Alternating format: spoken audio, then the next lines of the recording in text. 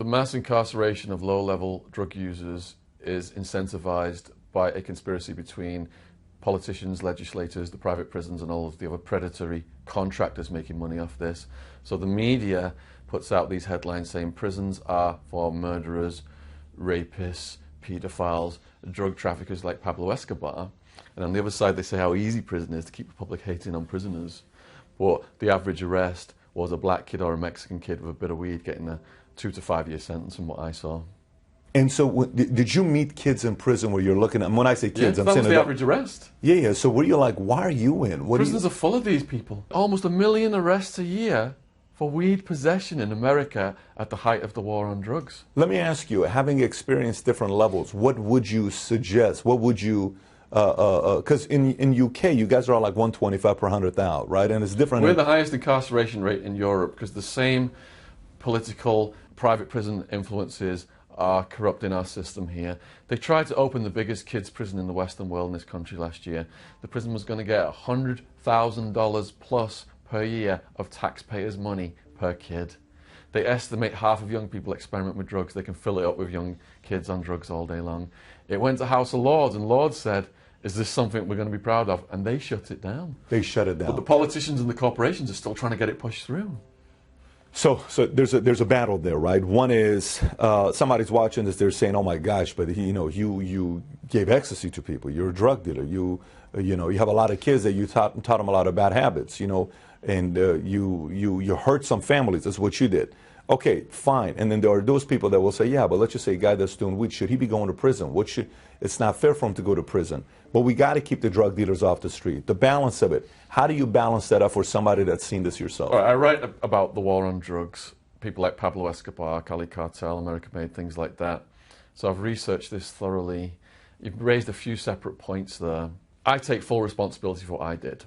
I deserve to be punished. I got off lightly by having a high-priced lawyer and doing a united front defense. I learned a lot of lessons in prison. I'm actually the poster child for it, but Arizona's got the highest incarceration and highest reoffending according to FBI stats, some of the highest in the country. You're talking about recidivism type of stats? Yeah, I'm talking about FBI stats, over the years that I've looked at. What is the purpose of prisons and the police? The police were started out of London by Robert Peel. If you look how crime has been defined for millennia, murder, robbery, rape, drug traffickers like myself, I'm not excusing that. Person A murders, rapes, robs person B. Mm-hmm. There's always a victim. Mm-hmm. When they ramped up the war on drugs and said who are the easiest people to arrest, kids with weed, when you arrest a kid with weed, who's that person hurting? Himself? Yeah, himself. Sure. So the whole purpose of the police, which was to take person A out of society that hurts person B, has been subverted by the war on drugs. A kid with weed is hurting themselves, maybe their family.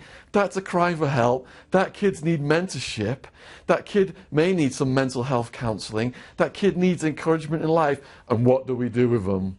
We put them in a place where they're going to get indoctrinated by a neo-Nazi gang who idolise getting Hitler tattoos and swastikas, and you've got to murder someone to be a full member, and you're going to make your criminal connections, and they're going to give you a swastika on your forehead, so when you get out and go for a job interview, you can't get a job, you're going to come right back to the gang. And the jail is going to say, hey, if we educate these people, if we give them their high school diplomas, when they get out, they're going to stand a chance in life? No, let's allow it to be drug and gang infested mayhem, because when they get out, we'll give them $50 gate money, say have a nice day. They're going to go right back to crime because it's drug and gang infested mayhem in here. And when they get arrested, $50,000 of taxpayers' money per year, right back to the jail or the prison.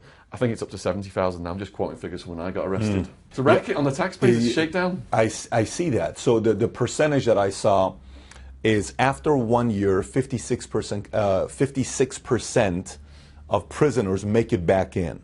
Yeah. 3 years is 67%. 5 years is 76%. So once you go in, there's a very high likelihood of you getting back in within the next 1, 3, 5 years. Corrections Corporation are boasting in their annual report to their shareholders, our profit growth is guaranteed because they keep coming back.